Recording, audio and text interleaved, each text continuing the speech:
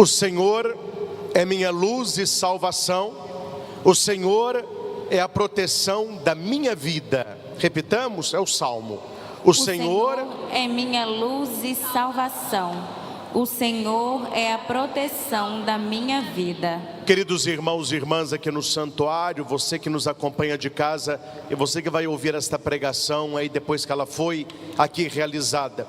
O Salmo 26 fala de uma experiência. Uma coisa é você repetir o que você ouviu. Outra coisa é você contar, testemunhar o que você viveu. Vou te dar um exemplo muito claro. Vamos supor que abra aqui na nossa cidade um restaurante especializado em lasanha. Lá vou eu, gosto muito de massa, como a lasanha, deliciosa. Eu chego aqui e conto para vocês: olha, o dia que vocês quiserem uma massa boa, que receberem uma visita, um almoço mais gostoso, em tal lugar abriu um lugar especialista em lasanha. Vai chegar alguém na sua casa para te visitar. Você fala: ó, vou te levar para comer uma lasanha. A pessoa: mas é boa? O padre falou que é uma delícia. Aqui, meus irmãos, nós temos dois testemunhos, mas duas experiências muito diferentes. Eu disse o que eu experimentei. Você repetiu o que você ouviu alguém dizer. Nós precisamos não ficar igual papagaio, repetindo o que a gente ouve apenas da igreja, até uma pregação de um padre. Mas você precisa, através da pregação, experimentar o Senhor Jesus, ter uma amizade profunda com Ele, para que você não diga apenas o que você ouviu, mas aquilo que você experimentou. É muito difícil você passar para alguém experiência. A pessoa vai perguntar para você: qual é o gosto de uma pera? Qual o gosto de uma pera? Você pode, meu caro, falar o que você quiser, a pessoa nunca vai sentir o gosto. É muito mais fácil você comprar uma pera e falar: olha, morde aí e experimenta. O salmista, quando diz: o Senhor é minha luz, o Senhor é minha salvação, o Senhor é a proteção da minha vida. O salmo é tão belo que ele não ouviu alguém dizer isso, ele experimentou na sua vida a luz, a salvação e a proteção de Deus. Ele se torna uma testemunha de um relacionamento com Jesus Cristo. E a pergunta é: como está o seu relacionamento com Jesus Cristo? A primeira leitura que escutamos de Isaías passa primeiro uma realidade de uma vida sem Jesus, sem a luz que é Jesus, sem a transformação que é Jesus, sem a experiência de Jesus. O povo que andava na escuridão viu uma grande luz. Para os que habitavam na sombra da morte, uma luz resplandeceu. Quem é essa luz? É Jesus. Mas para que você tenha experiência desta luz, você precisa primeiro escancarar o coração, abrir a própria vida e deixar que a palavra de Deus, e deixar que o próprio Deus ilumine a sua vida com a sua verdade. Por isso que a Bíblia diz: conhecereis a verdade, e a verdade vos libertará. A verdade é Jesus Cristo, a verdade é a sua palavra, a verdade é quando você configura a sua vida à vida de nosso Senhor. Claro, de maneira imperfeita, mantendo, claro, a distância, mas procurando pela graça de Deus se tornar melhor a cada dia. Quando você permite que a luz de Cristo te invada numa vida diária de amizade com Ele, você vê a sua vida se transformando.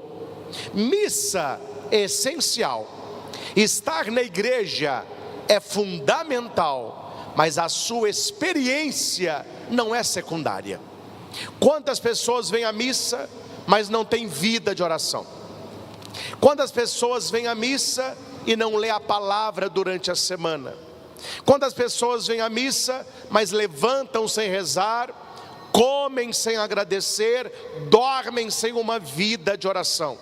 Me desculpe, meu irmão, cuidado, que você pode ter religiosidade, mas você não tem espiritualidade. Porque a espiritualidade, ela é alimentada diariamente e não apenas no domingo. Repito, o domingo é essencial, mas a sua vida de oração diária é fundamental. Havia uma função, que era uma missão do sacerdote no templo de Jerusalém. Não sei se vocês sabem, com certeza muitos já sabem, mas vou contar para os que não sabem. Como era, na época de Jesus, extraído o óleo da azeitona, da oliveira, o azeite. Como que eles tiravam este óleo? Primeiro, eles colhiam a azeitona.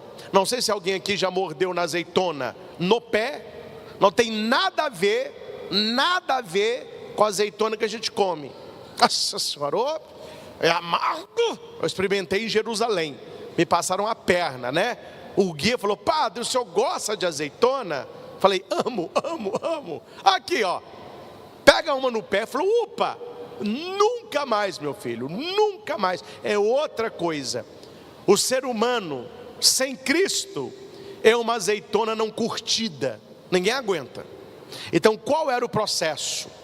Eles colhiam a oliva, a azeitona, ferviam-na, sem sal, sem nada, apenas para amolecer a polpa, né? E colocavam-na num tonel de pedra. Colocavam em cima uma roldana de pedra pesada, e aquela pedra era colocada, e embaixo tinha uma rolha. Ficavam ali alguns dias, e aquela roda de pedra, ela ia pesando e ela ia prensando a oliva. Passados alguns dias, eles tiraram o primeiro azeite, que era chamado óleo das primícias. É o azeite mais caro para a unção.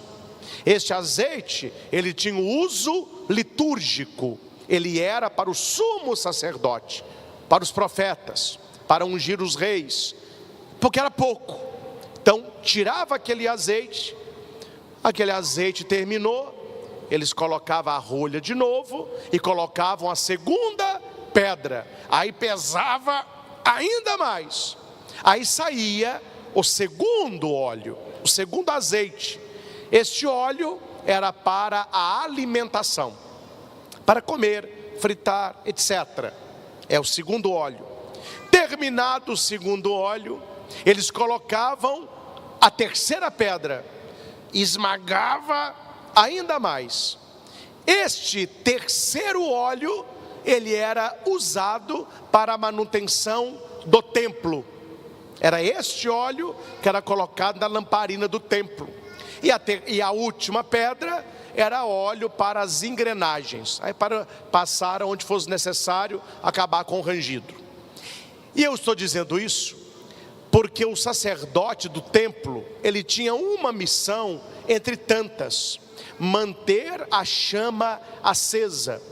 Nós ainda não temos o Santíssimo na nossa futura capelinha. Será esse ano, mas o Santíssimo fica lá embaixo.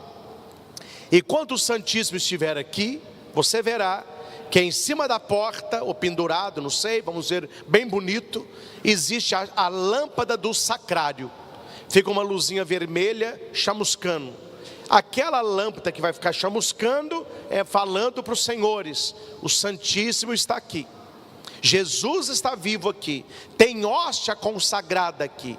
E este símbolo da Igreja Católica, que a chama do Santíssimo vem do templo de Jerusalém, onde havia uma chama que mostrava para o judeu que Deus estava ali no Santo dos Santos. E para aquela chama não se apagar, todos os dias o sacerdote pegava uma ânfora e alimentava a chama com este óleo que saiu da prensa, e a chama não podia se apagar. Meus irmãos, os grandes santos da igreja, principalmente os da patrística, pegaram este exemplo do sacerdote alimentando a chama com a nossa vida espiritual, numa busca de conversão.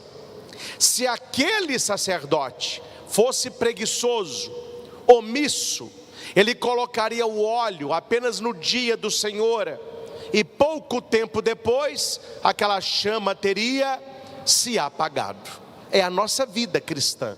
Esta chama, ela precisa arder no seu coração, e se você não alimentá-la todos os dias, ela vai se apagar.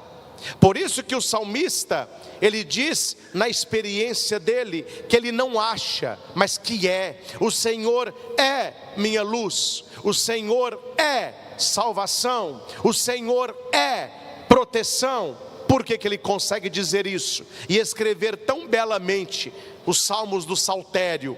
Porque ele alimentou a chama diariamente.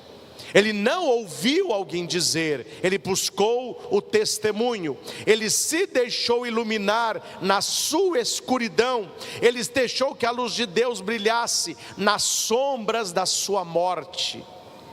A pergunta é, meus irmãos, quando você se olha no espelho, você vê a realidade ou uma imagem para disfarçar a realidade?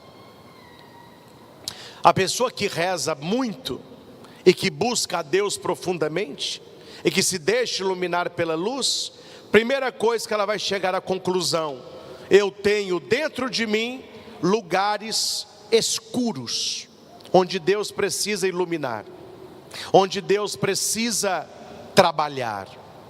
E eu digo isso como padre confessor, como padre que escuta a confissão.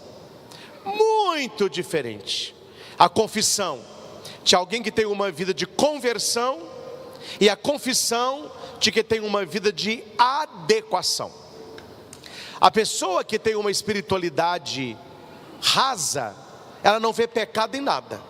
Ela vem confessar, ela fica enrolando na confissão, ela não encontra pecado. Aí ela fica contando as coisas, muitas vezes sem sentido.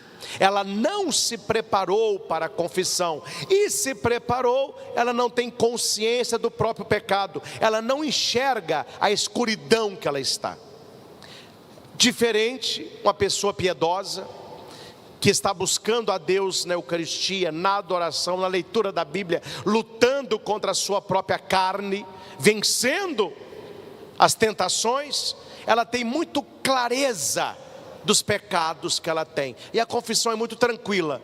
Padre, eu pequei nisso, eu preciso melhorar nisso, eu quero pedir uma orientação. Ela tem clareza da sua vida espiritual. Por quê? Porque ela se deixou iluminar. Ela se deixou iluminar. Ela não está procurando adequação, ela está procurando conversão. E quando a luz de Cristo brilha sobre nós, a primeira coisa que nós vemos, a nossa miséria. E nós trazemos a nossa miséria para a confissão, procurando misericórdia. Você entrega a miséria e recebe a misericórdia. E aqui, meus irmãos, quando você se deixa iluminar por Cristo, acontece na sua vida 4 coisas. E eu não sei se você quer, eu quero. Eu já estou dizendo que eu quero. Quais são as 4 coisas? Está na primeira leitura.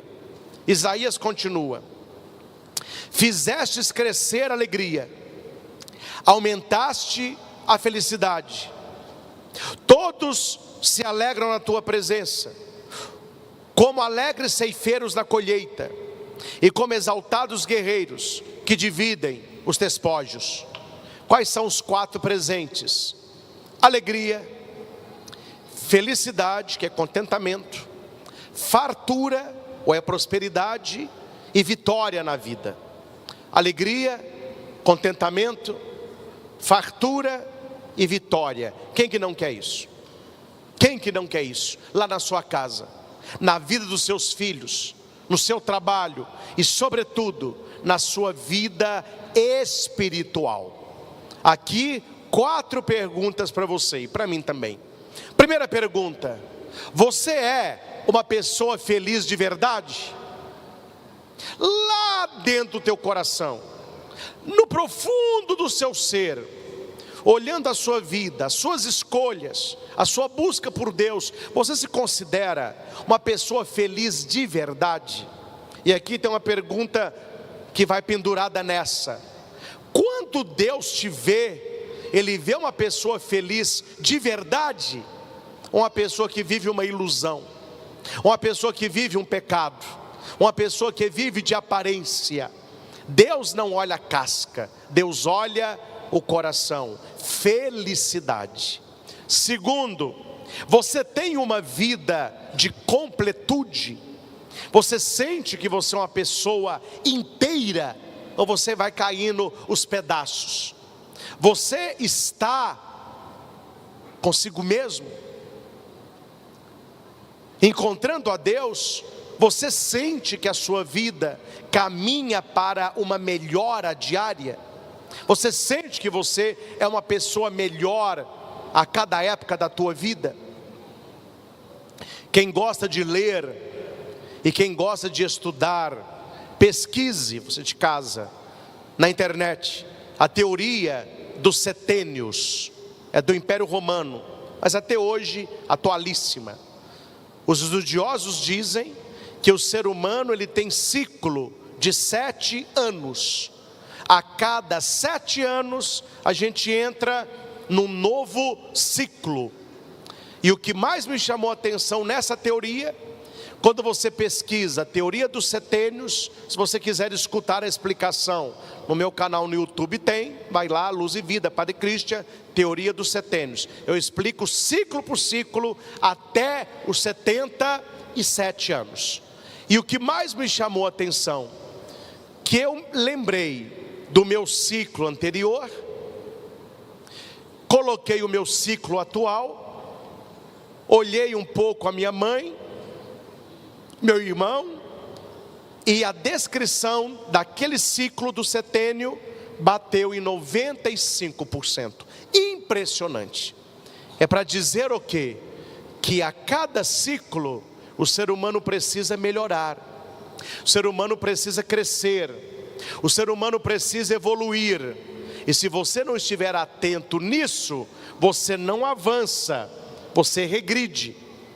Há muitas pessoas que quanto mais vivem, melhores se tornam. Vinho. Um bom vinho é um vinho mais velho. Estive no final do ano passado agora na Itália, acompanhando um grupo. Bebemos aquele vinho que nos servem, vinho da adega, etc. Vinhos a preços acessíveis. Mas havia um casal um pouco mais folgado. Ele pediu um vinho envelhecido há 20 anos, numa adega.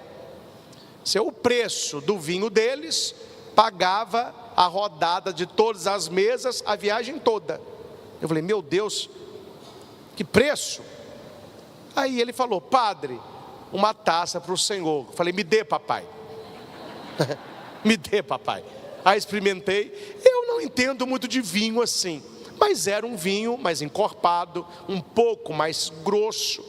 E o cara falava, é um vinho envelhecido há tempos.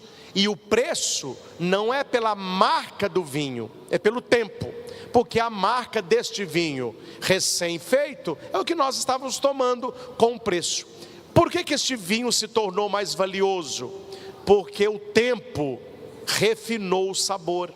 Ele ficou um pouco licoroso. Mas sabe o que o cara disse? Mas tem que saber, viu, padre?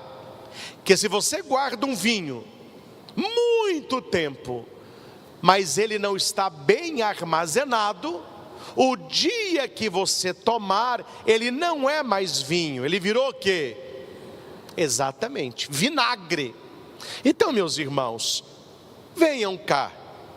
Quem disse que o tempo melhora a todos. O tempo melhora quem entra no processo, meu filho. Que se tem gente que fica um vinho bom a cada dia, se você se relaciona com certas pessoas e você vai abrir a rolha do coração, é puro vinagre. É um vinho azedo, vinho agre, vinagre. Porque a leitura diz que o contentamento, ele vem da luz de Cristo e não de uma adesão humana a seus próprios devaneios. A verdadeira felicidade, a verdadeira completude, ele vem de Deus. E quanto mais o tempo passa, melhor você fica, se for um vinho bem armazenado. E não é só isso que vai dizer a leitura. Deus quer que nós sejamos alegres como os ceifeiros na colheita, trazer o cesto cheio de fruto. A colheita deu muito fruto e você volta alegre. Meus irmãos, a sua vida é cheia. A sua peneira da espiritualidade, ela tem muito fruto. Você é uma pessoa que produz muito fruto. Ah, padre, o que tem a ver isso? O que tem a ver? Leia na Sagrada Escritura o que aconteceu com uma figueira, que Jesus foi lá pegar figo e não tinha. Ele vai amaldiçoar a figueira e ela vai morrer. Deus quer que nós produzamos fruto e que o nosso fruto permaneça, porque o mundo está cheio de folha, mas Deus quer fruto. Você é uma pessoa alegre, porque a sua peneira está cheia de fruto. As pessoas que te conhecem, elas reconhecem os seus valores. As pessoas que te conhecem, elas reconhecem os seus bons frutos. Eu só reconheço o que eu conheço. Se eu reconheço bom fruto no outro, é porque eu conheço o fruto. Não tem como você reconhecer o que você não conhece. Cuidado, meus irmãos, viu? Cuidado.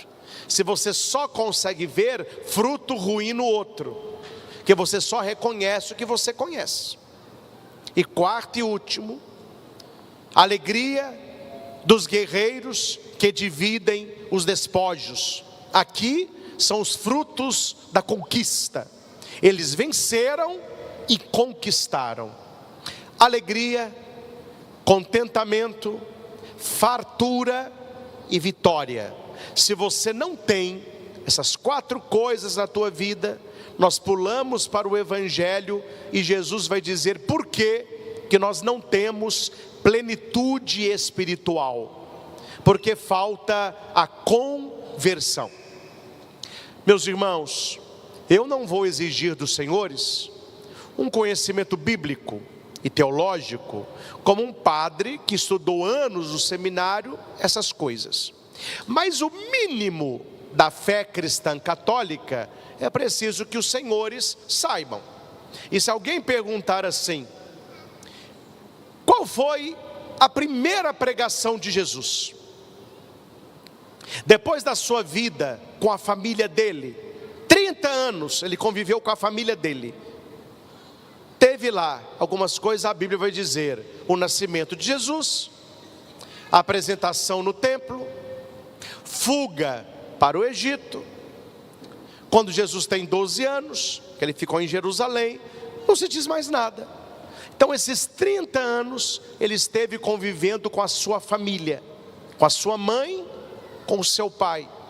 Sabemos que entre os 12 e os 30, São José faleceu, que quando Jesus começa a pregar, só aparece Maria, não aparece José, quer dizer, ele já tinha falecido. Jesus é batizado, primeiro ato. Jesus vai para o deserto, ser tentado por Satanás, segundo ato. Ele volta e começa a pregar, terceiro ato. Aí começa a vida pública. Qual é o conteúdo da primeira pregação de Nosso Senhor? Se você pergunta a galerinha que não sabe Bíblia, tudo deles é amor. É amor. Jesus falou de amor. É love. É amor, é love.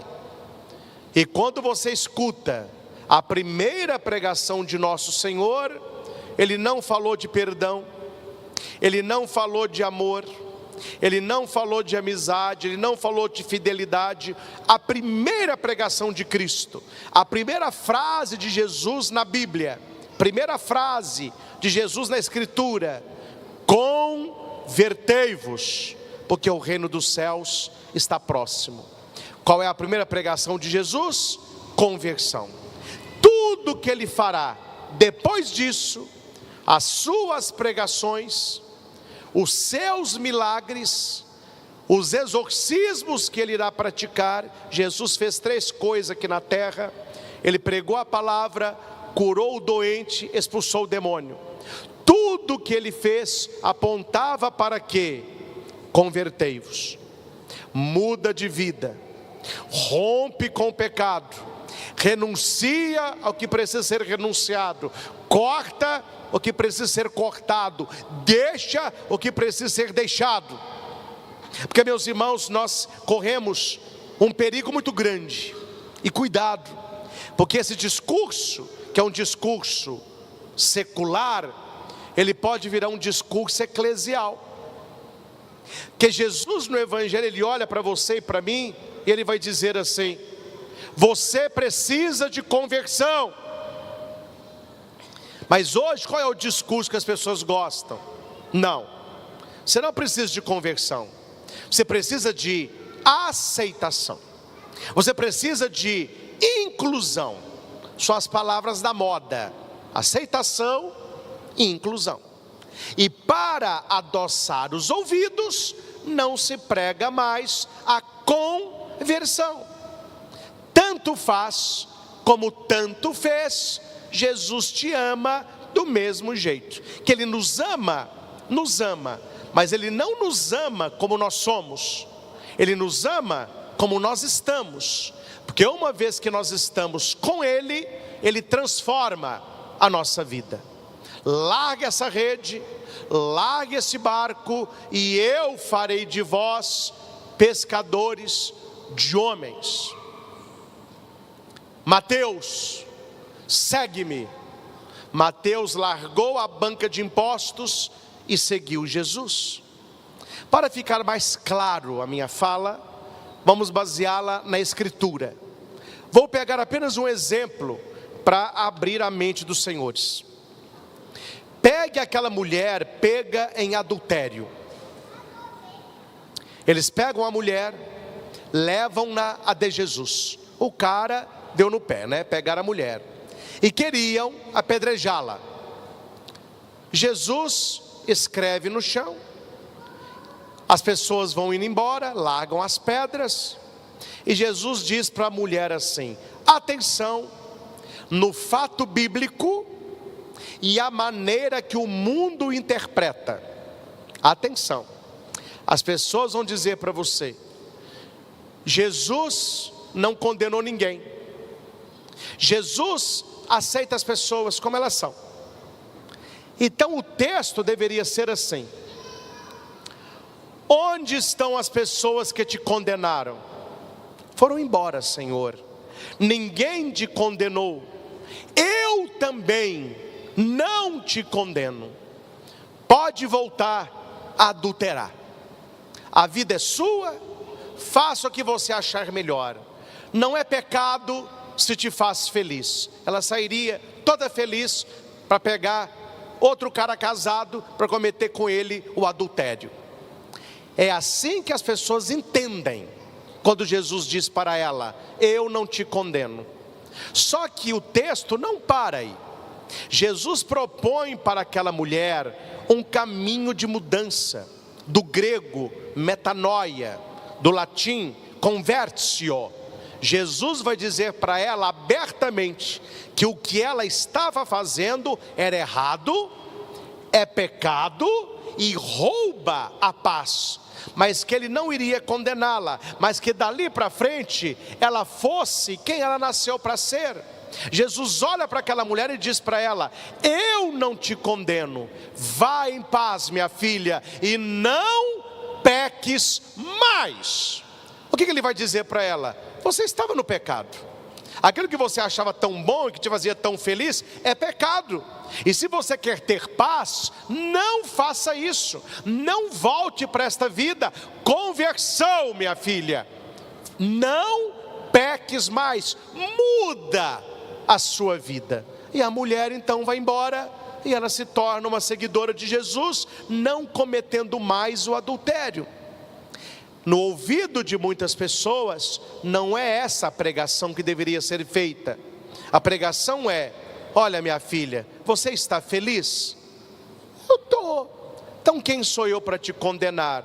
Vá e volte para o adultério. Sua vida, sua alma. Se você está feliz, quem sou eu para dizer que não é isso aí? Não é isso que nosso Senhor ensinou. Jesus ensinou a apontar um caminho de mudança, um caminho de conversão, um caminho de santidade. A minha missão como padre, principalmente na confissão, nunca é condenar as pessoas. O sacerdote não está para condenar a pessoa. Ele está ali em nome de Cristo, para exercer a misericórdia. Mas eu não posso induzir a pessoa ao erro. Eu não posso dizer para a pessoa: isso não é pecado, porque no final a conta vai chegar para ela. Eu tenho que acolhê-la, mas eu tenho que dizer para ela: vá em paz e não peques mais.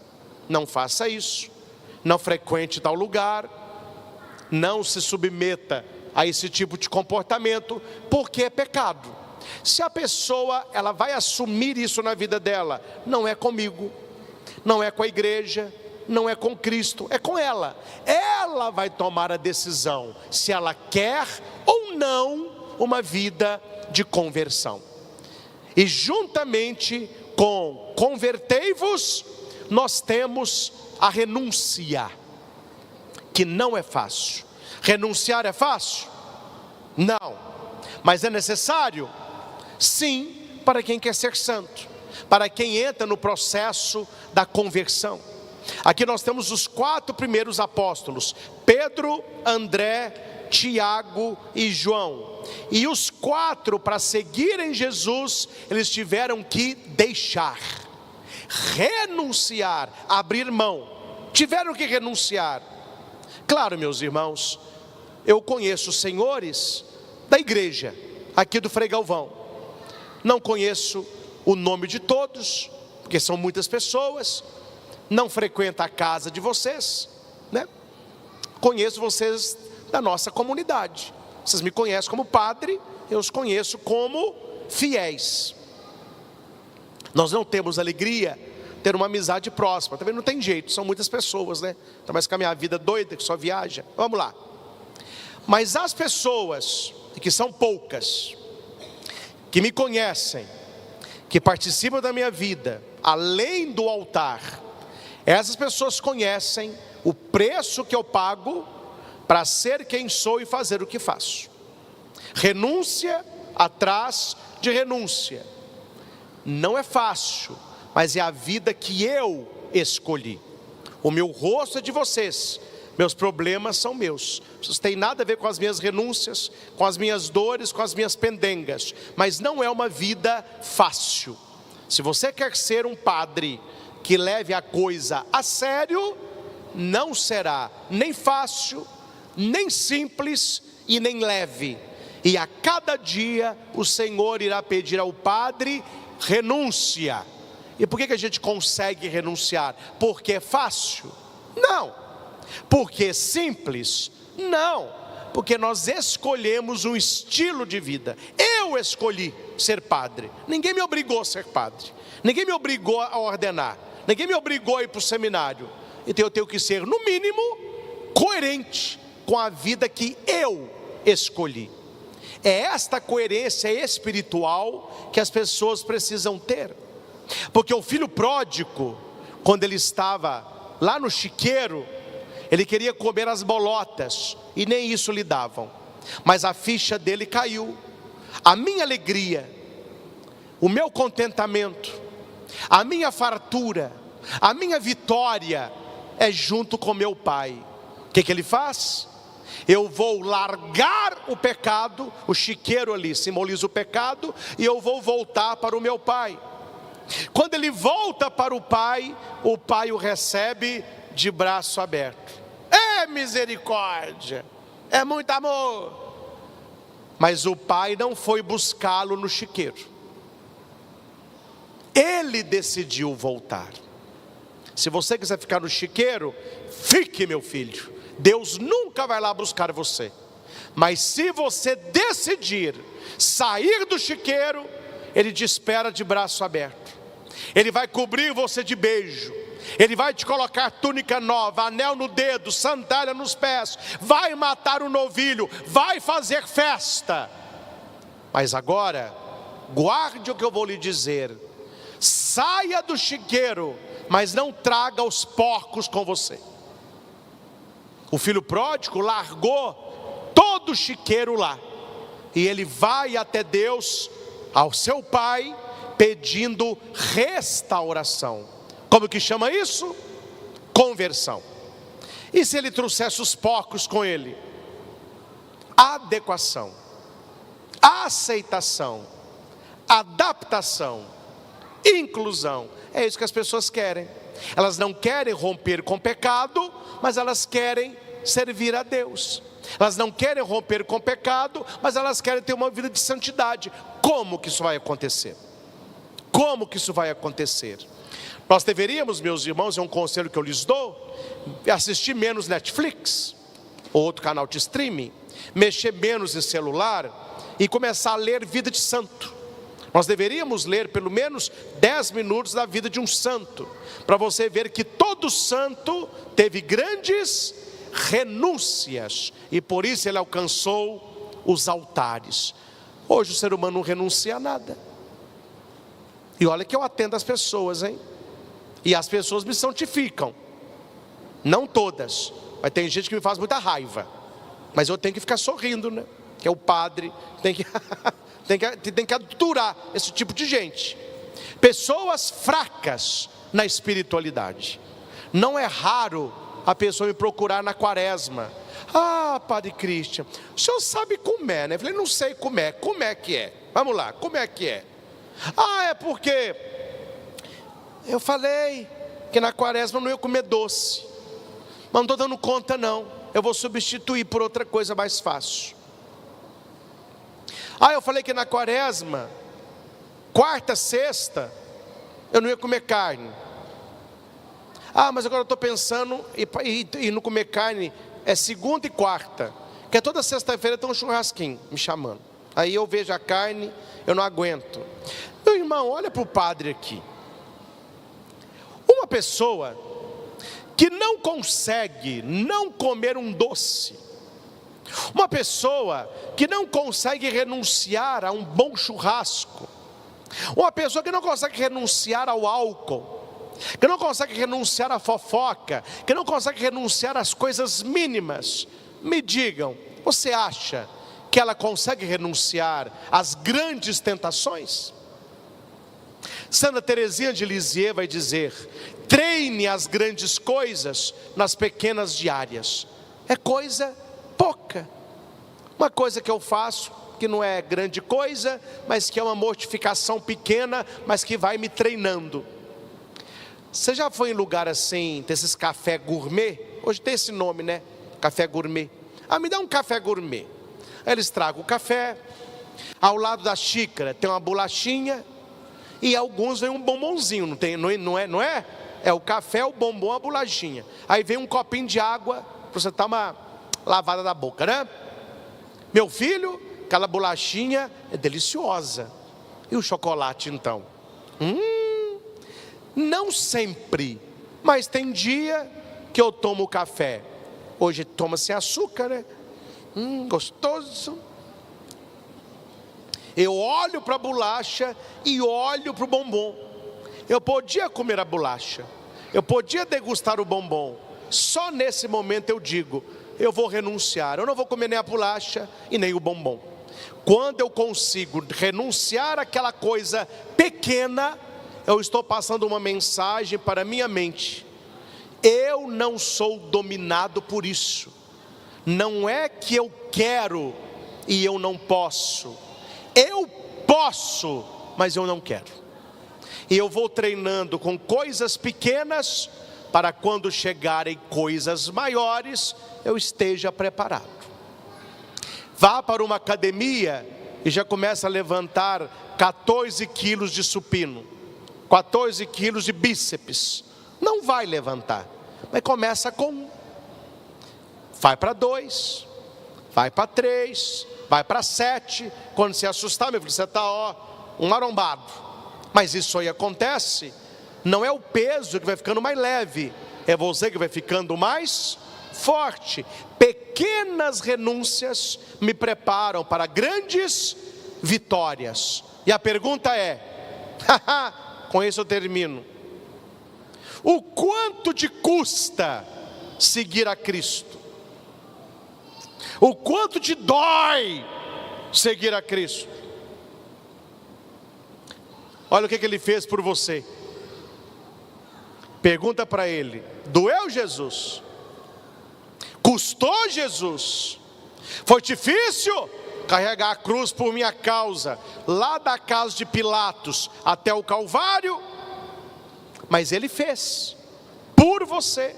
Há um poema maravilhoso de Raniero Cantalamessa, se chama O Rosto, e ele vai dizer no poema que toda vez que Jesus era flagelado, que ele caía com a cruz, que a sua mão era rasgada, que o seu pé era furado, por que ele não pensou em desistir? Que toda vez que ele pensava em desistir, ele via o seu rosto, e por amor a você, ele foi até o final. Veja o que ele fez por você. E eu pergunto aos senhores: o que vocês têm feito por ele? Veja a renúncia dele por você. Quais as renúncias que você faz por ele? Quais as mortificações que você faz por ele? Qual a dor que você sofre por ele? Me desculpe a franqueza, meus irmãos, se ser cristão católico para você está sendo muito fácil, talvez você não esteja sendo, porque não é fácil, não é simples e nem sempre é bom. A renúncia faz parte, mas nós vamos colher 4 frutos: felicidade, contentamento, fartura e vitória em todas as áreas da vida. Pergunte uma pessoa que está no auge da sua saúde, quanta coisa ela não renuncia. Pega um atleta de ponta, que ganhou medalha de ouro nas Olimpíadas, pergunta para ele: o que você mais fez para chegar aqui? Ele vai responder: renúncia, renúncia. Renunciei a sono, renunciei a comida, renunciei a bebida. Tem uma foto que eu gosto muito, de uma bailarina, né, senhora? Toda esplendorosa, elegante, e ela em pé, na ponta dos pés. É uma foto, bailarina linda. Aí depois a foto vai diminuindo e vai pegando o pé da bailarina. Não sei se vocês já viram essa foto. Um pé, ela está com a sapatilha, o outro descalço. O pé sangrando a unha, um dedinho torto, um calo para cá, o pezinho, e no fim está o preço da perfeição. Pergunte para ela o que ela renunciou para poder bailar do jeito que baila. Tem aquela história bonita, né, do Giuseppe, aquele grande pianista italiano, que ele foi numa faculdade e fez um concerto, e tocou com o olho fechado obras dificílimas. Já era um senhor. Um jovem disse para ele: nossa, eu daria a minha vida para tocar piano assim. Ele respondeu: foi isso que eu fiz. Ninguém, meus irmãos, chega no topo da espiritualidade sem renúncia. As pessoas hoje perderam a graça da escalada, do suor, do peso, da dificuldade. Os alpinistas sofrem para subir, mas lá de cima tudo é esquecido. A vista pagou o preço. Não tem graça você subir de carro, não tem graça você subir de moto, não tem graça você subir de escada rolante. A graça é você conquistar. Pergunte um atleta, no troféu que ele te mostra, na medalha que ele ostenta, se a alegria dele é pelo troféu ou pela medalha. Porque se a alegria é pelo troféu e pela medalha, eu posso fazê-los muito felizes. Eu posso comprar um tanto de troféu, um tanto de medalha e distribuir na saída da missa. Agora minha pergunta é, você olhando para aquele troféu e para aquela medalha, qual o sacrifício que está naquele troféu e naquela medalha? O que você fez para conquistar aquilo ali? Nada. Então não tem valor nenhum. Por isso que o troféu e a medalha só tem valor para quem conquista. Porque você compra uma medalha muito barata, mas quando você recebe a medalha, é toda uma caminhada feita. Deus tem para você a coroa da glória, a coroa da santidade, e só terá valor quando você olhar para trás e pensar, foi muita renúncia, foi muita dor, fui violento comigo mesmo, mas hoje eu conquisto a coroa da vida eterna, e valeu cada lágrima, valeu cada gota de sangue. Porque desperdiçar a nossa vida em poucos anos de prazer, se nós podemos ter toda a vida na eternidade? Por que trocar uma felicidade do alto para os prazeres aqui de baixo? Convertei-vos, porque o reino dos céus está próximo.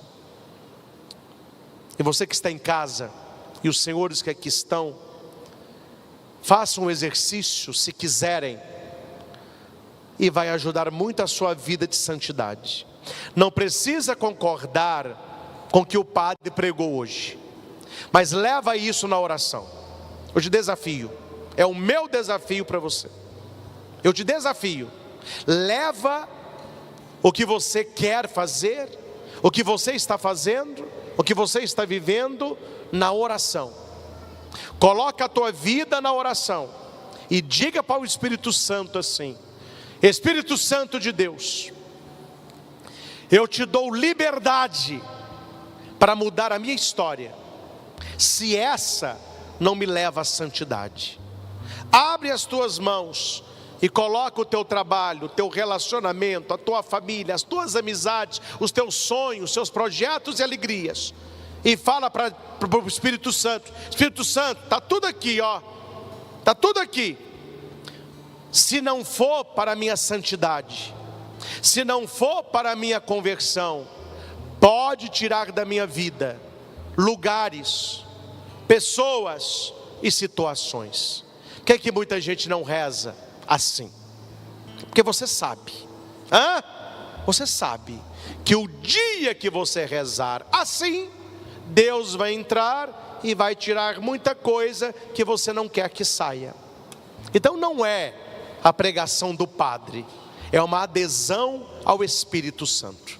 Tem que ter coragem para rezar isso aqui, porque quando você tem coragem, Deus diz: então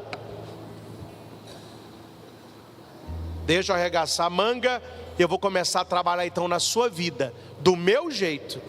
E as pessoas não querem isso, elas têm medo do que Deus pode fazer quando você ter liberdade para o Senhor. Reze, peça a Jesus: olha, não é porque o padre disse, é porque a tua palavra disse, não é porque o padre pregou, é porque o Senhor me chama à conversão. Quando você se sentir preparado, diga ao Espírito Santo: eu te dou liberdade, Espírito Santo, afasta de mim o que me afasta de ti, afasta de mim o que me afasta do céu, aproxime-se de mim o que me aproxima de ti. E Deus começa a trabalhar. Claro que Ele vai tirar pessoas, mas é claro que Ele vai colocar pessoas. Claro que Ele vai tirar lugares, mas claro que Ele vai colocar lugares. Claro que Ele vai tirar situações, mas claro que Ele vai colocar situações.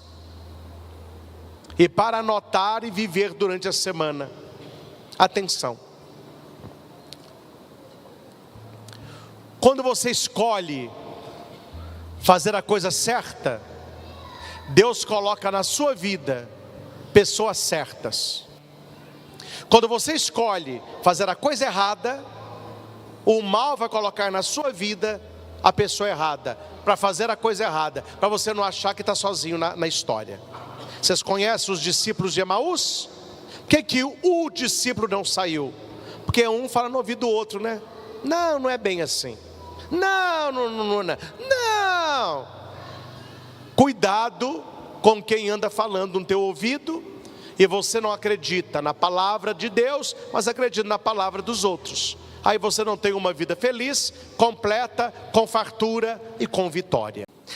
Louvado seja nosso Senhor Jesus Cristo. Para sempre seja louvado. Acolham mais uma vez os que estão de maneira presencial aqui no santuário, você que acompanha esta Santa Missa da sua casa, e você que vai ouvir esta pregação depois que ela foi aqui realizada. Meus irmãos, vale a pena dizer o óbvio, certamente todos vocês já sabem, mas vale a pena lembrar. É muito importante o pão da Eucaristia, presença real, corpo, sangue, alma, divindade de nosso Senhor. Mas é muito importante o pão da palavra. Hoje, graças a Deus, pelo menos a maioria das pessoas da nossa Assembleia, elas têm uma formação mais apurada. Mas lembro-me, quando era coroinha, acólito, leitaúna, na Matriz de Santana, nós não tínhamos lá, então, a pastoral da acolhida. Então os acólitos e coroinhas é que ficavam na porta da igreja entregando o folhetinho. Quantas e quantas vezes as pessoas chegavam muito atrasadas na missa e perguntavam assim: mas até que hora que eu posso comungar se eu chegar na missa?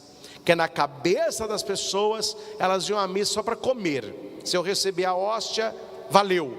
Elas não davam importância à palavra, as leituras, a própria pregação do sacerdote. Hoje nós sabemos que Deus nos alimenta por essas duas vias: o pão da palavra e o pão da Eucaristia.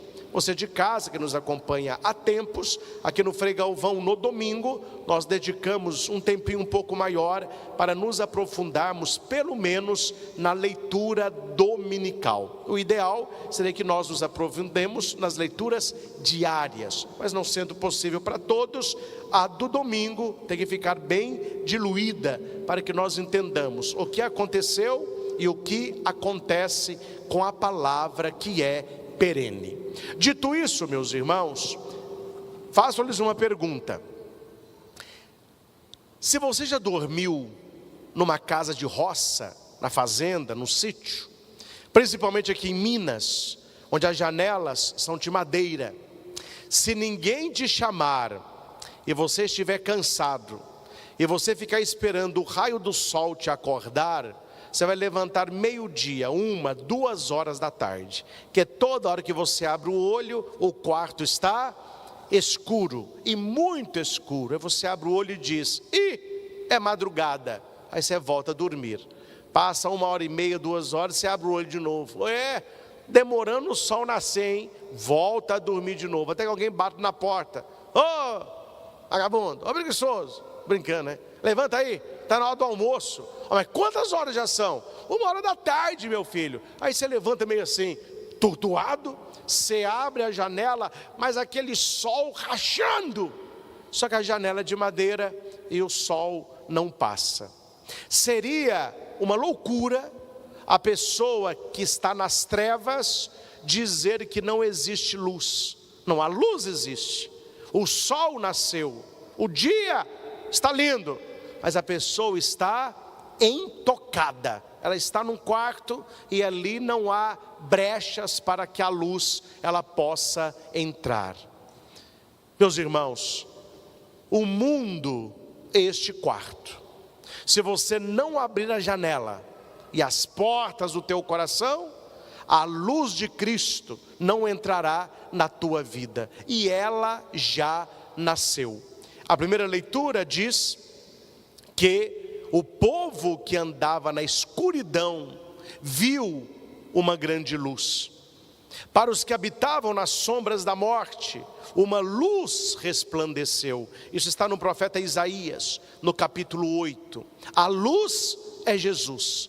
Mas se você está nesse quarto escuro, com a porta trancada, com a janela fechada, principalmente em zona rural, janelas de madeira. Se você não abrir a janela, o sol não te iluminará. E aqui, meus irmãos, não vale desculpa e nem procurar culpado, alegando que você não sabia que o sol já tinha nascido. Isaías solta aqui a profecia que vai se realizar no Natal de nosso Senhor, que nós celebramos há pouco. Aquela criancinha na gruta de Belém é a luz de Deus. O povo que andava nas trevas viu essa grande luz. Para os que habitavam nas sombras da morte, uma luz resplandeceu. Ou seja, não há problema algum de lá para cá. Se há algum problema, é de cá para lá. Então muitas vezes as pessoas reclamam que a vida está difícil, que elas não têm alegria, que a vida não tem sabor, que é um problema atrás do outro, uma tristeza atrás da outra. A pergunta é: será que você já conseguiu abrir a janela? Será que essa luz de Cristo, ela já refletiu na tua vida? Porque Isaías vai dizer também: fizestes crescer a alegria e aumentaste a felicidade. Fizestes crescer a alegria e aumentar a felicidade. Quem que faz isso? O próprio Deus. O nosso problema é que nós procuramos alegria e felicidade nas coisas perecíveis, e colocamos ali a nossa vida, colocamos ali a nossa esperança. Eu esperava demais em fulano de tal, e ele me decepcionou. Eu comprei uma coisa caríssima, já estragou. Eu comprei um carro importado, já bateram nele, está amassado. E a nossa vida é assim. E as pessoas vão ficando tristes, infelizes, abatidas, sombrias, porque elas colocam a felicidade e a alegria em coisas que passam. Isaías está dizendo com clareza: é Deus quem faz crescer a nossa alegria, é em Deus que vai aumentando a nossa felicidade. Eu tenho comparado muitas vidas, estou falando mal, nem vou falar o nome da marca aqui, né? Mas é um chocolate que a gente gosta muito, que tem aquelas barras grandes, né? É sinônimo de menino. Se você não falar menino, tem essa outra palavrinha. A barra, meu filho, continua do mesmo tamanho, mas aqui para nós, não é? Quem é da década de 80 e 90, você lembra o tapletaço que era. Era uma coisa, não. O preço ficou o mesmo, mas o chocolate, quanta diferença, está quase uma folha de papel. Vão diminuindo e tira daqui, tira de lá e diminui, e a coisa ficando tão fina, tão sem graça, que nem o sabor na boca fica. E eu já visitei a fábrica e perguntei lá para o funcionário: por que dá essa merreca? E qual que é a desculpa do cara para mim? Para cima de mim, meu filho? Mas eu não falei nada, né? Não, falou comigo assim: é porque na década de 80 e 90, as famílias eram muito numerosas. Então era uma barra para a família toda. Então tinha que ser. Hoje em dia, a família é pouca gente, tem um filho só, quando é 2, então esse aqui é suficiente. Falei: tá bom, eu vou acreditar na desculpa, né? Meus irmãos, cuidado, porque a nossa vida espiritual, ela pode estar parecendo com essa barra de chocolate. Ela vai minguando, ela vai diminuindo, ela vai perdendo a espessura, ela vai perdendo o valor, porque nós não estamos procurando no lugar certo a felicidade e a alegria que vem de Deus. Padre, de maneira concreta, como que faz isso? Você vai começar a namorar, coloque o seu namoro em oração e pede para Deus abençoar aquele rapaz, abençoar aquela moça, para que tudo concorra para o seu bem e santificação. As pessoas não rezam, as pessoas não perguntam se é para ser, as pessoas não colocam o relacionamento em Deus. Eu vou namorar porque eu quero namorar, vai ser assim e vai ser com essa. Passa pouco tempo, o sofrimento está batendo a porta. Eu fui traído. A pessoa me abandonou. Terminou comigo por mensagem ou WhatsApp. Nem me olha. Eu entro num lugar, se a pessoa está, ela sai. Será que lá no início você colocou a felicidade e a alegria que seria fruto deste namoro em Deus? Ou você colocou a felicidade e a alegria nesta pessoa que é perecível? Eu vou ser feliz e alegre quando eu trabalhar naquela empresa e receber tal salário. E a pessoa percorre isso. Ela pode até estar na empresa, ela pode até receber aquele salário, mas é um saco roto, é um saco furado, é um coração que não sustenta. Passa pouco tempo, ela se vê deprimida, problemas no trabalho, competição empresarial, um passando a perna no outro, você acaba pedindo para sair, e lá na frente você vai dizer: meu Deus, se eu soubesse que tinha sido assim, nem na porta eu passava. E era o seu sonho maior. Por que essas coisas acontecem? Você queria trabalhar, você fez tudo para trabalhar, você queria aquele salário, mas você não colocou em oração. Senhor, Tu és o fundamento da minha alegria, da minha felicidade. Eu tenho o sonho de trabalhar neste local. Se é para mim, abra as portas. Se não é para mim, me indica qual é o meu caminho. Onde o Senhor quer que eu esteja? A gente não reza no início, mas reza no final, quando o leite já derramou. Nós não consagramos o leite no início na vasilha. Nós rezamos quando o leite já derramou. E nós vamos aprender mais cedo ou mais tarde que alegria e felicidade é fruto do amor a Deus. E quem ama a Deus e quem encontra felicidade em Deus, alegria em Deus, tudo mais vos será acrescentado. Aí você terá um namoro abençoado, você terá uma família satisfatória, um trabalho que te realiza, um casamento santo, filhos rebentos de oliveira no seio da tua casa. É só alegria, é só bênção. Mas se você colocar Deus como seu fundamento, Isaías vai dizer ainda mais: todos se alegram na presença de Deus, todos se regozijam na presença de Deus. Ele faz duas comparações. Na presença de Deus nós temos alegria como ceifeiros da colheita, e nós ficamos exaltados como os guerreiros que dividem os despojos. Está aí na primeira leitura. O que significa ceifeiros na colheita?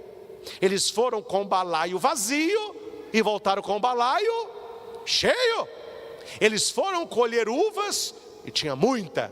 Foram colher trigo e tinha muito. Foram pegar figo e tinha muito. Ceifeiros alegres no dia da colheita.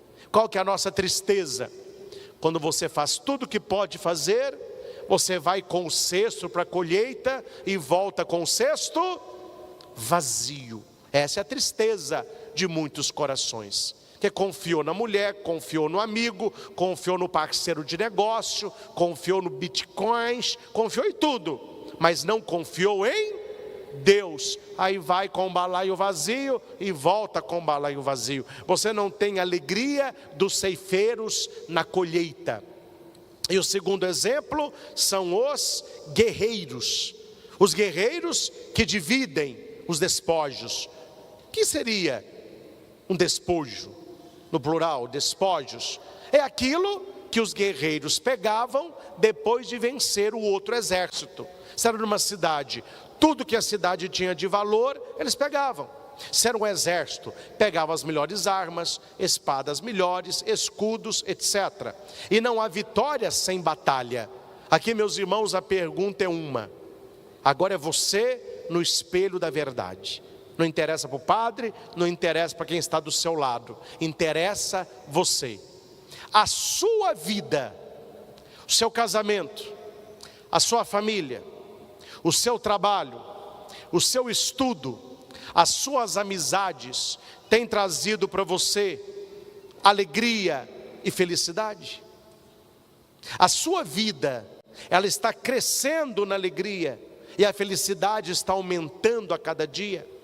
Você pode dizer: olha, em 2026, começamos agora, porque estamos no primeiro mês ainda, em 2026, e essa palavra se cumpre na minha vida. Eu estou alegre como um cefeiro na colheita. Estou exaltado como guerreiro que divide os despojos.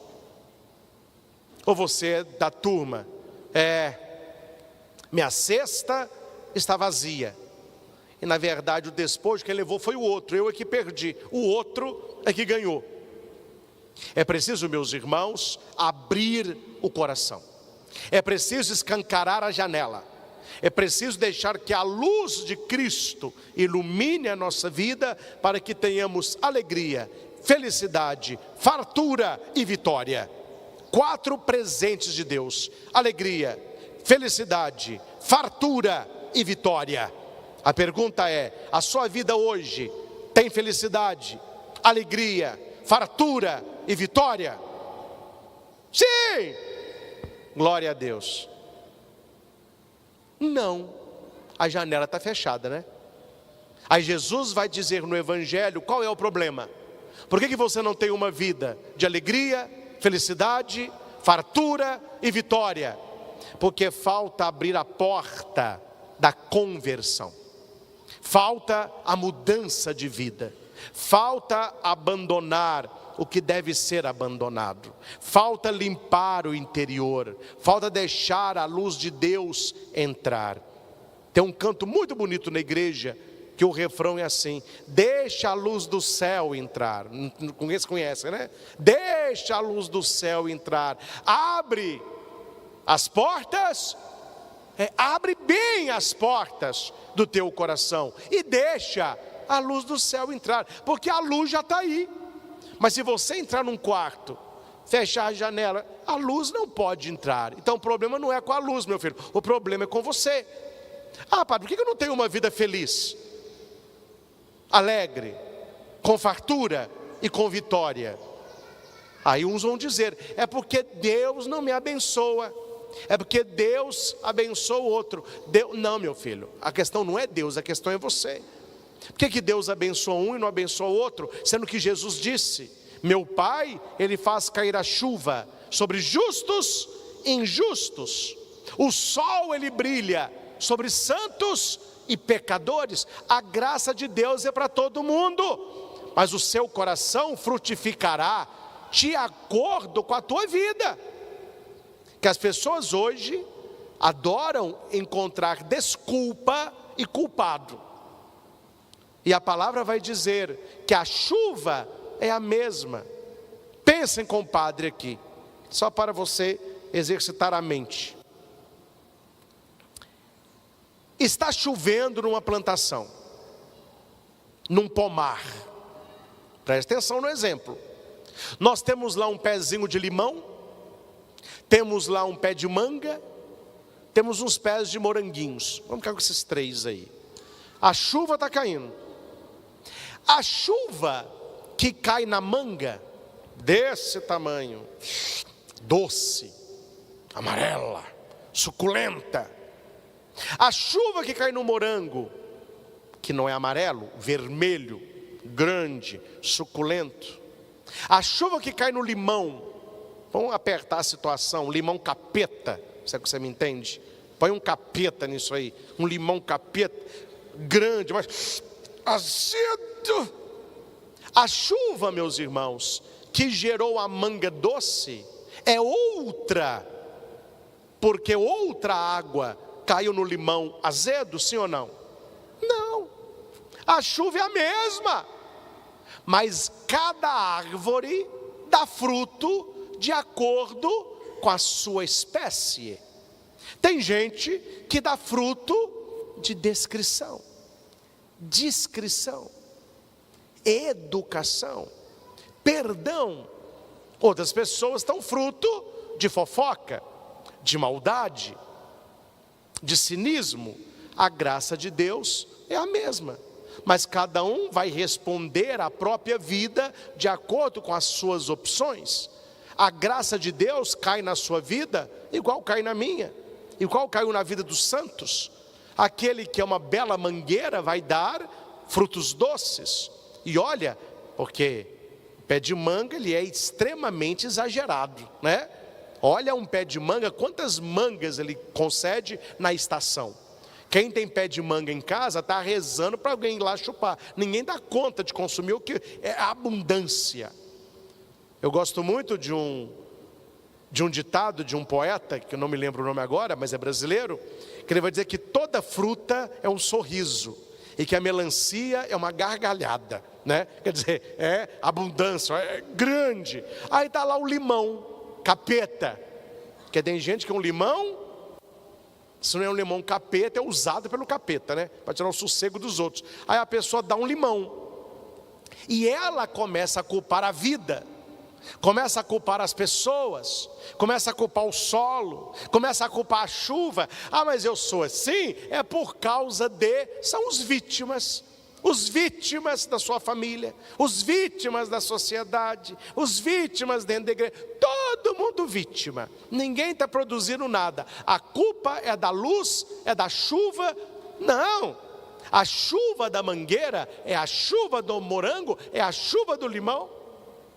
É por isso que a leitura vai dizer: se as pessoas têm alegria, felicidade, fartura e vitória, e você não tem, você tem que parar de olhar para o outro e ver qual é o problema na sua vida. Por que as pessoas são abençoadas e eu não sou?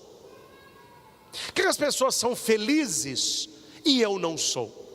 Por que as pessoas têm fartura e eu não tenho? Por que as pessoas têm vitória e eu só tenho derrota? Nós ficamos buscando a resposta fora. E Jesus no Evangelho vai dizer: convertei-vos, porque o reino dos céus está próximo de vós. Aqui é o segredo: sem conversão não há libertação. Vamos repetir isso? Sem conversão não há libertação. Vocês já sabem, né, com certeza a maioria já sabe, que eu terminei no ano passado o meu curso de exorcista da igreja. E lá, entre tudo que nós aprendemos em aulas exaustivas, difícil, os professores disseram: a pessoa ela quer libertação, mas ela precisa de conversão. Que as pessoas vão chegar perto de você falando: ah, eu tenho um mal na minha vida, ah, tem um demônio na minha vida, tem um capeta lá dentro de casa. Eu vim aqui, eu fiquei sabendo que você é padre exorcista, coloca a mão na minha cabeça e me livra disso. É assim que as pessoas querem, porque elas não querem conversão, elas querem se livrar do mal e continuar na vida de pecado de sempre.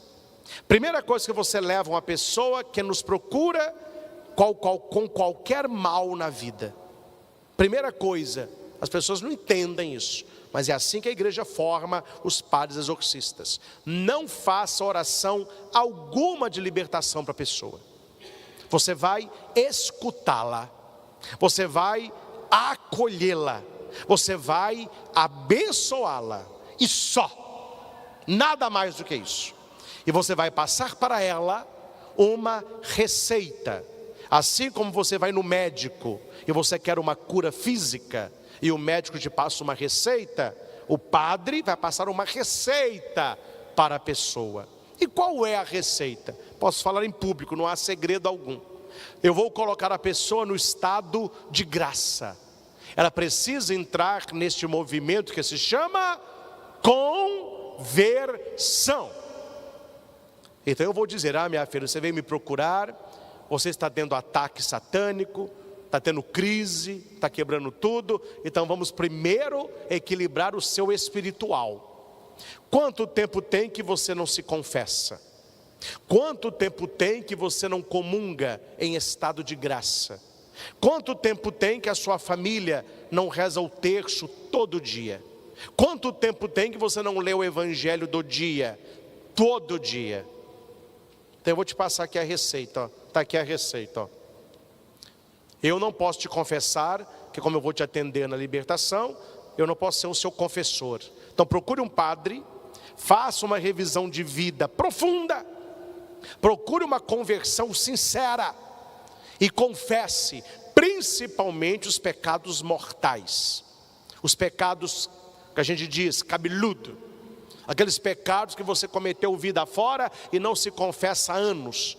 E não se confessa e está que comunga. Não se confessa e comunhão em cima. Pecado mortal e comunhão em cima. E as pessoas não entendem que a sagrada comunhão para pecado mortal é trampolim para condenação. Quem não discerne o corpo e o sangue do Senhor, e quem está em pecado mortal, não se aproxime da comunhão. Primeira coisa que a pessoa tem que fazer, uma confissão da vida. E eu passo para ela aqui, aqui é o exame de consciência. Tudo isso aí é pecado. Marca os que você tem e se confessa. E ela vai procurar um padre. Ele vai fazer a confissão. E eu digo para ela, depois da sua confissão, vá à missa e comungue. Todo domingo, missa e comunhão. Vá à missa e comungue. Se você não puder comungar, porque tem pecado mortal, confesse, vá à missa e comungue. Primeiro, confissão. Segundo, Eucaristia. Terceiro, terço diário em família. Diga à sua família toda que você precisa deles para que você seja liberto deste mal que você está me dizendo que está na sua vida. Aqui eu não sei se tem ou não tem um mal, mas suponhamos que você está me dizendo uma realidade. Não se combate o mal longe de Nossa Senhora. É ela que pisa na cabeça da serpente. Deus diz, colocarei inimizade entre ti e os descendentes dela. O diabo tem ódio de Maria, então coloque Maria na tua vida. Chame a sua família para rezar o terço todo dia. Não demora mais que 25, 30 minutos. Não é possível que você que está aí falando que tem ataque, que tem um demônio na sua vida, um diabo na sua casa, você não tem meia hora para rezar um terço. Então reúna a sua família. E não é só você não, é a sua família inteira. Reze o terço. Quarto, leia o evangelho do dia, todo dia. Isso não demora 3 minutos. Tem aplicativo, pode ir na Bíblia, você pode ouvir padre lendo, irmã de caridade, isso aí não falta. Tenha contato com a palavra de Deus. E por último, antes de dormir, reze com tranquilidade o prólogo de São João. Que é aquela introdução antes de começar o evangelho. No princípio era a palavra era Deus. Está a receita, está aqui minha filha, vai fazer isso aí. Daqui a 15 dias você volta. Vocês estão prestando atenção nisso? É agora, entre aspas, que o bicho pega. Isso não está pegando ela, né? Passa 15 dias, ela volta. Voltei. Tá bom. O senhor vai me dar a bênção hoje? Calma lá, Guandô. Você fez a confissão de vida? Fiz. Você está indo na missa todo domingo, está comungando? Faltei 2, uma eu fui. Você está rezando o terço todo dia? Não dá. Todo dia a gente não tem o costume, mas eu rezei. Desde que o senhor me deu essa instrução, por semana uns 2, 3 eu rezei. Está lendo o evangelho? Mais ou menos. Tem dia que dá, tem dia que não dá. E está rezando o prólogo antes de dormir? Rezei no início, depois eu me senti mais calma, não rezei mais não. Meus irmãos, os senhores sabem qual é a orientação que a igreja me dá para um caso desse? Os senhores sabem ou não sabem? Então se os senhores não sabem, vocês vão ficar sabendo. Para quando acontecer, vocês já virem sabendo o que te espera. Olha minha filha, está aqui um cartão amarelo para você. Não tem bênção, não tem orientação e eu não vou te atender. Eu vou te dar mais 15 dias para você colocar em prática o que eu te passei. E eu já vou te pedir, se você não fizer, não volte mais. Porque a conversão e a luta contra o mal, ela não vem de fora para dentro, ela vem de dentro para fora. Quem é a principal interessada em ficar livre de uma tentação demoníaca, de uma presença do mal na sua vida ou na sua casa? É a pessoa, ela é a primeira interessada. Agora meus irmãos, Você pede para a pessoa fazer uma confissão, a pessoa não faz. Pede para ela rezar um terço em família, não dá tempo. Pede para ir à missa comungar, eu faltei. Eu não estou lendo a Bíblia. Então, meu filho, você está gostando do capeta que você tem. Então fique com ele e me deixe em paz. As pessoas querem que a igreja tire o mal, mas elas não querem o quê? A conversão. É por isso que no curso de exorcista, os padres falaram exaustivamente para os padres que fizeram o curso. Foi lá no Rio de Janeiro. Ano que vem tem o último módulo em Roma, mas é só para concluir, porque Roma tem que ter a chancela, né? Foi lá no Sumaré, até o cardeal do Rio de Janeiro esteve conosco lá. Os professores falavam exaustivamente: senhores padres, sem conversão não há libertação. Sem conversão não há libertação. Primeira coisa que a pessoa precisa para mudar a sua vida, para receber a bênção, para ser livre do mal: conversão. Depois da conversão, a libertação. A pessoa busca a libertação, mas ela não busca a conversão, que é a mudança de vida. Meus irmãos, você que é cristão, que é católico, certas coisas você precisa saber na ponta da língua. Eu jamais, seria uma incongruência muito grande, eu jamais vou cobrar dos senhores que vocês tenham um conhecimento bíblico e teológico de um padre, alguém que estudou anos para estar à frente de uma paróquia. Mas o mínimo que um cristão católico deve saber, o senhor e a senhora devem saber. Se alguém perguntar para você qual foi o teor, o conteúdo da primeira pregação de Jesus. Jesus viveu 30 anos numa vida oculta com a sua família. Nós temos pouca coisa que aconteceu com ele. Nós temos na Bíblia o seu nascimento, temos a fuga para o Egito, a apresentação no templo, temos Jesus com 12 anos e só. Ele aparece com 30 anos para o batismo de João.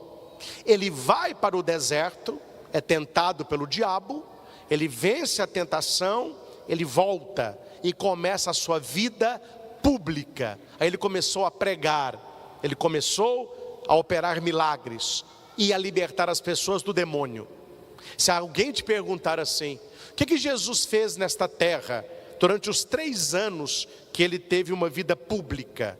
Saia dessa, meus irmãos, desse pessoal de rede global, desse pessoal dessa geração mimimi, a turma do Todes. Sai dessa, que o pessoal já tem a resposta na língua.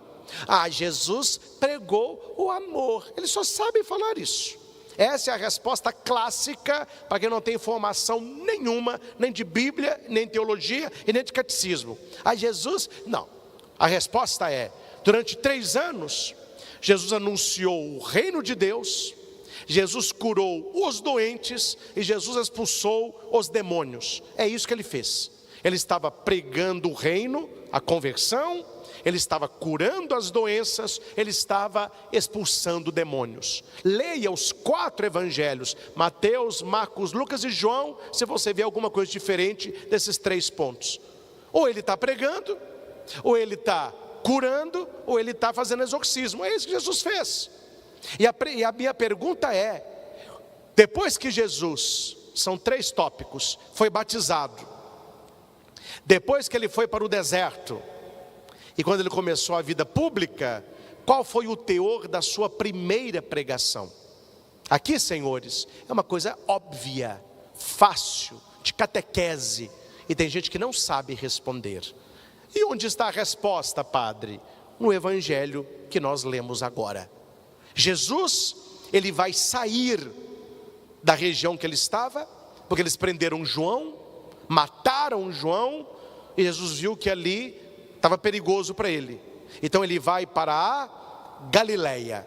Ele sai da região da Judeia, que é o sul, ele vai para o norte, Galileia. Você fala: Jesus Galileu, música do Padre Zezinho, um jovem Galileu. E por que Jesus vai para a Galileia, onde diz aqui território de Zabulon, de Neftali, porque ali os gentios se misturam com os judeus. É uma terra de ninguém, é um lugar onde as pessoas não dão grande valor.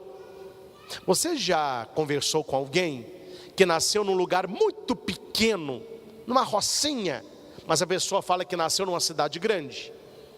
Eu conheço uns 3 por aí. Nasceu num lugar onde o Judas perdeu a meia, porque a bota perdeu antes. Longe. Onde você nasceu? Eu nasci em Uberlândia. Eu nasci em BH. É cidade grande. Mas quando você vai ver onde que ele nasceu, meu filho, é num lugar que ninguém sabe. Então ele pega um lugar maior. Só para você entender. Na época de Jesus, você queria ser alguém. Onde que você nasceu? Na Judeia. Ninguém queria Galileia.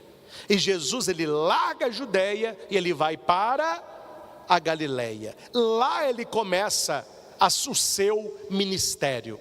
É por isso que Mateus, inteligente, ele conhecia o livro de Isaías, então ele vai dizer: Jesus foi para aquela região, não foi à toa. Ele poderia ter começado a sua pregação em Jerusalém, mas por que ele vai para a Galileia? Porque Isaías já tinha dito: o povo que vivia nas trevas viu uma luz, para os que viviam na região da morte uma luz brilhou. Ele foi para a terra de Zabulon, de Naftali, ou seja, Jesus é essa luz que Isaías profetiza no seu livro. Então quando a gente fala abrir o coração à luz, não é uma luz como energia, não é a luz do sol, não é a luz do seu celular, é a luz que é Jesus Cristo. Quando você abre o coração para Jesus Cristo, Ele ilumina toda a sua vida, e você tem alegria, felicidade, fartura e vitória. Não sei se você quer, eu quero uma vida feliz, eu quero uma vida alegre, eu quero uma vida com fartura, principalmente espiritual, de amizades verdadeiras, de família, de saúde. E eu quero muitas vitórias da minha vida: alegria, felicidade, fartura e vitória. É por isso que no primeiro discurso daquela luz que brilhou, Jesus vai dizer, primeira palavra de Jesus publicamente: convertei-vos, porque o reino dos céus está próximo de vós. Agora os senhores sabem, se alguém perguntar para você, qual foi a primeira pregação que Jesus fez quando ele começou o seu ministério público? Conversão, porque ele é o reino de Deus, ele está ali, então o reino de Deus está próximo. Se você conversa com quem não sabe Bíblia, e não é nem católico muito fervoroso, as pessoas já têm na ponta da língua: Jesus começou a pregar o amor, é love. É a turma dos ursinhos carinhosos. Lembra dos ursinhos carinhosos? Sai com esse negócio do né? Eles acham que Jesus é a turma dos ursinhos carinhosos. Mas meu filho, a primeira pregação de Jesus foi exigente. Ele não falou de amor, ele não falou de aceitação, ele não falou de abraço, ele não falou de carinho, não falou de nada disso. Primeira pregação de Jesus: convertei-vos, porque o reino dos céus está próximo. E aqui é uma pergunta para quem lê Bíblia: qual foi a última pessoa antes de Cristo que pregou a conversão?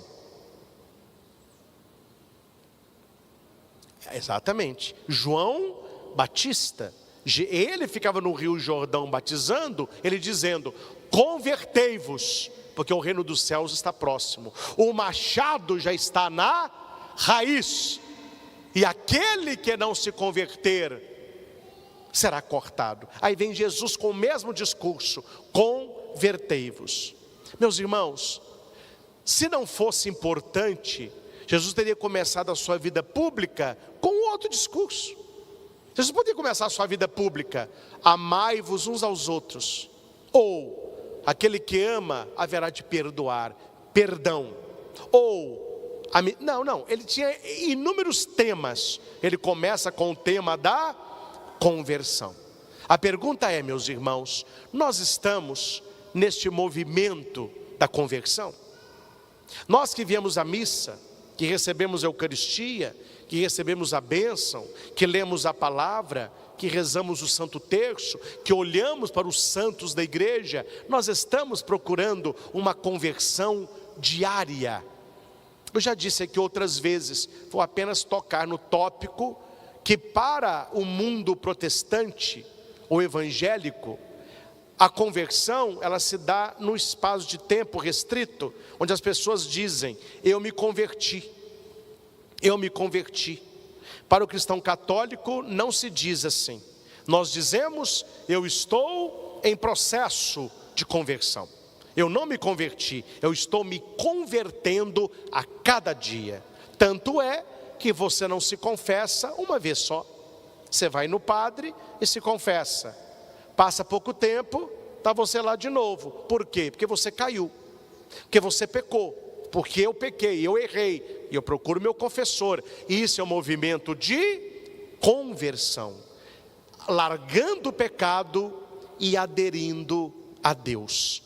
Meus irmãos, veja o que Jesus diz. Você precisa de conversão. Jesus olha para você, olha para mim, e ele diz, você precisa de conversão. O mundo, ou o diabo, vai dizer, não, você não precisa de conversão. Você precisa de aceitação. Você precisa de inclusão. O que nós ouvimos mais hoje de pessoas que estão fora da igreja para a nossa igreja? A igreja católica tem que aceitar mais as coisas. A igreja católica tem que ser mais inclusiva. É porque o diabo tem esse discurso. O diabo vai dizer, não, você não precisa de conversão. Quem que está falando de conversão? Você precisa de inclusão e aceitação.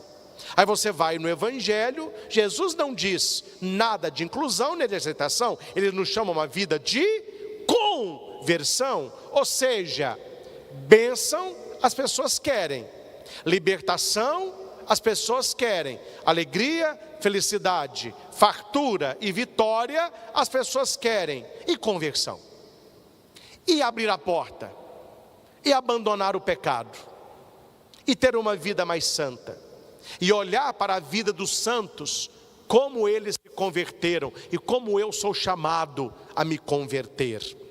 Meus irmãos, quando o coração de alguém, isso que vai dizer Bento XVI, quando o coração de alguém está cheio do amor de Deus, um espírito de adoração e vigilância, maior será a sede de conversão. Quanto mais a pessoa vive longe de Deus, e ela vive os valores do mundo, ela não pensa em conversão. E eu converso com muitas pessoas, tem gente que não pensa em conversão. Elas pensam em felicidade, elas pensam em construir a vida do jeito delas. A vida é minha, eu faço o que eu quero. Para o cristão a vida nunca foi sua. Jesus nos comprou a preço de sangue, e a minha vida é do jeito dele. Eu tenho que agradar a ele. A santidade é ser amigo dele. E por último, ninguém se converte verdadeiramente, ninguém muda a mente, tampouco o coração, se você continuar na vida de ontem, na vida de sempre. Para ilustrar a conversão, o Evangelho nos mostra o convite aos 4 primeiros discípulos. O nome estão aí, Pedro, André, Tiago e João. São homens que estão ali e Jesus os convida. Mas não deixe passar despercebido o mais importante da resposta. Estão prestando atenção? Não deixe passar despercebido o mais importante da resposta.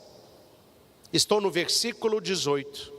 Jesus andava à beira do mar da Galileia e viu 2 irmãos, Pedro e André.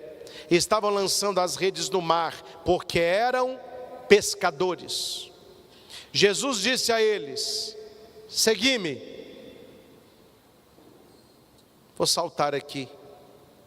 Tiago e João estavam na barca do seu pai Zebedeu, consertando as redes. Jesus os chamou. Aqui é o chamado. Atenção, o chamado ao seguimento e o chamado à conversão. Agora, meus irmãos, preste atenção. O que eles fizeram que nós temos muita dificuldade de fazer? Está no texto, escancarado, mas tem gente que não vê. É o verbo deixar. Há pessoas que querem seguir Jesus, mas não querem deixar o pecado. Querem seguir Jesus, mas não querem abandonar aquela situação que é pecado. E aqui diz: Pedro e André imediatamente deixaram as redes e seguiram Jesus.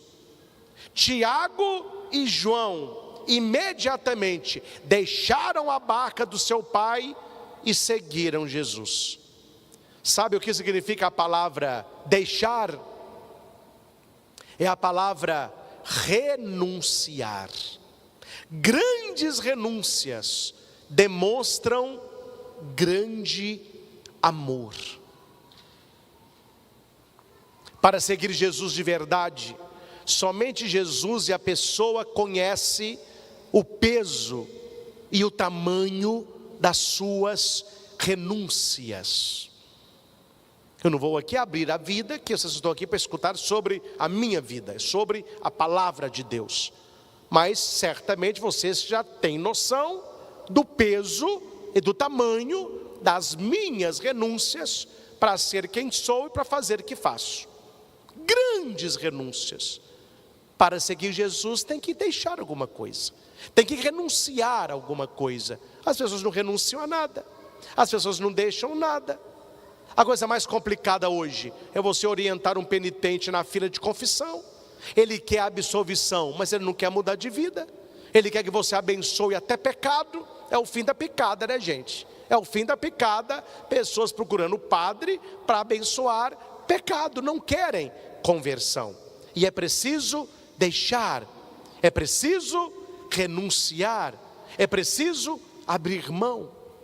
E eu quero finalizar esta nossa reflexão dando para você um conselho que eu faço e funciona. E se você fizer, vai funcionar.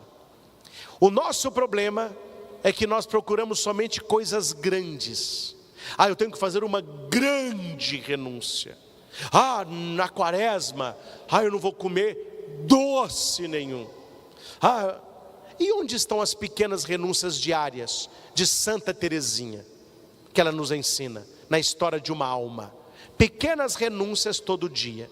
Vou te dar um exemplo simples que a gente pode fazer. Nós estamos no almoço. Aí, se almoçou, eles servem uns docinhos. Se olha para aquele docinho e diz assim: não estou fazendo dieta, posso comer, mas hoje eu vou renunciar.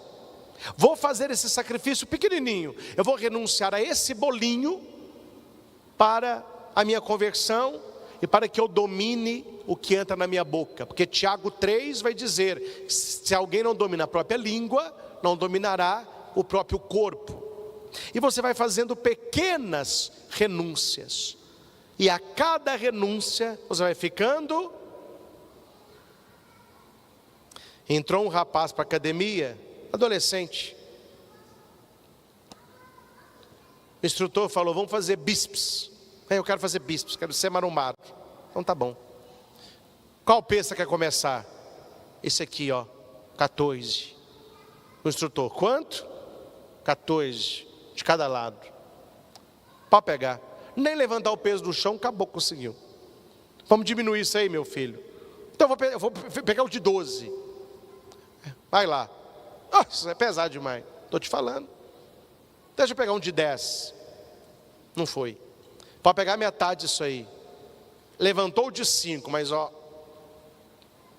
não vai. Vai para o de 3, meu filho. 2 vai. 2 vai, é o seu peso. Nem. Mas o meu sonho é pegar 14. Não, meu filho. Você vai pegar 14. Mas para você chegar em grandes pesos, você tem que começar com pequenos pesos. Vai levantando de 2, vai comendo, vai dormindo, vai se alimentando bem. A hora que você vê, o de 2 fica mais leve. Aí você pega o de 3. O peso fica mais leve. As pessoas dizem na academia: esse peso aqui ficou leve. Não, o peso ficou leve, você ficou mais forte. E quando você assustar, você já está levantando de grandes renúncias. Começam com pequenos pesos. É pequenininho, é um docinho hoje. Você tem uma fofoca para contar, isso eu não vou falar hoje, vou mortificar minha língua, não vou falar, para minha santificação. Ficou calado. Você podia fazer algo que não deve, não, vou me renunciar a isso. A hora que você vê, você começa a ter autocontrole espiritual, e você começa a experimentar 4 coisas na vida: alegria, felicidade, fartura e vitória. Quando você começa a renunciar às coisas por causa de Jesus, essas 4 situações acontecem na sua vida. Meus irmãos, cuidado. Não adianta mentir, nem para Deus e nem para você mesmo. Lá dentro de nós, dependendo da vida que você leva, lá dentro, lá no fundo, se você prestar atenção, a sua vida diz para você assim: não é isso, tem algo errado aí. Por isso que você está uma pessoa vazia, triste, problemática. Pessoas que ficam tentando se afirmar o tempo todo, agressividade, não sei o que. É lá dentro a questão. O povo que estava nas trevas viu uma luz. Para aquele povo que estava na sombra da morte, uma luz brilhou. Deixa a luz de Jesus entrar na sua vida. Convertei-vos, porque o reino dos céus está próximo de vós. E nós teremos alegria, felicidade, fartura e vitória. É a primeira pregação de Jesus na sua vida pública: abandonar o pecado e ter uma vida cada vez mais próxima ao Deus da vida. Sede santos, porque o vosso Pai do céu é santo. Santos ou nada. Ao Senhor Jesus toda honra, glória e louvor. Louvado seja nosso Senhor Jesus Cristo, para sempre seja louvado.